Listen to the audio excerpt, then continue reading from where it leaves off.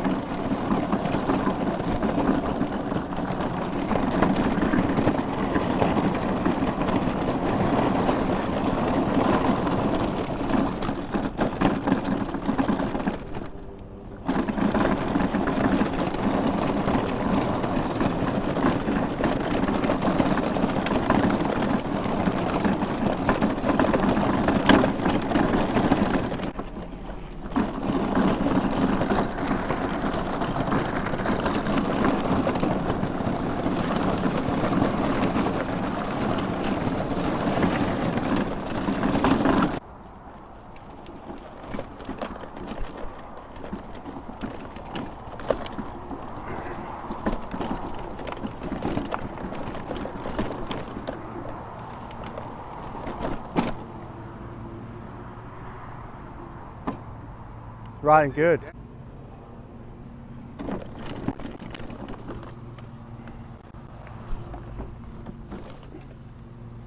That's way too steep. Would not suggest. We got the Pursuit 2 up this at a full speed, but that's a super steep incline, guys. We're gonna run this Baja pretty hard. They say it can go anywhere. We'll find out. Very steep, and it's not. And it shouldn't. To be honest with you, it truly shouldn't make it up that grade. I don't even know what grade that's at, but it's very high and it's steep. So you might be able to come up this way, but coming up this way, no, not gonna happen. They claim it has the terrain to go up this stuff, and I can't even push this thing up. But I think once you get it up here, I mean, if you look, if you look at that, it's almost like a climbing a mountain. It's like a 90 degree. It's like probably 75, 80 degree right there. You shouldn't make that. Now, I will say the Pursuit 2 did. We'll see if that Eagle can do it.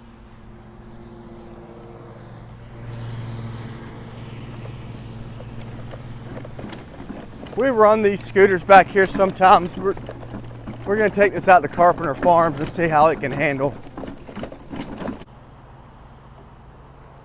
I'm coming over this kind of, I guess, a big slump. It made it up, it did great there. So that's more reasonable than what we just showed you. But I will say if you had the skid plate on there, I don't think it would make it over that hump. I also think that skid plate's gonna get in the way if you're going over some roots and stuff. So, and we're gonna show you how what we're speaking of in a minute.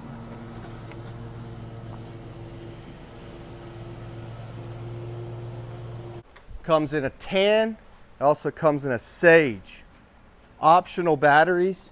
This is your 20 amp hour battery. If you want to go the extra distance, I think up to 29 miles, this is your 40 amp hour battery. Now keep a note, inside of here there's a 20 amp and a 20 amp. So if you ever buy this, because you didn't have the money to get the upgraded battery pack, you can get another battery that will go inside this box. You just remove these screws and add it to it. So don't let that discourage you from getting it, the bigger battery, get it later. So what's the difference between these two? Well, here's the difference between these two. We ran this around, love it. It's supposed to be an awesome outdoor vehicle, but something small enough to still take to Disney World, Dollywood, or wherever you want to do. But this skid plate they added to this has a little bit of a rubber feel to it. And what happens when you're going through thick rocks, it builds up here and it bogs this thing down. It also lowers the ground clearance. Now it's going to be advertised at a 4-inch ground clearance at the deck like most scooters are, but really you're down here is 1.57 ground clearance. But this will bog you down. It won't perform the way we want it to perform. So if you order this and you ride around everywhere you need to go and you have no issues, leave it on there.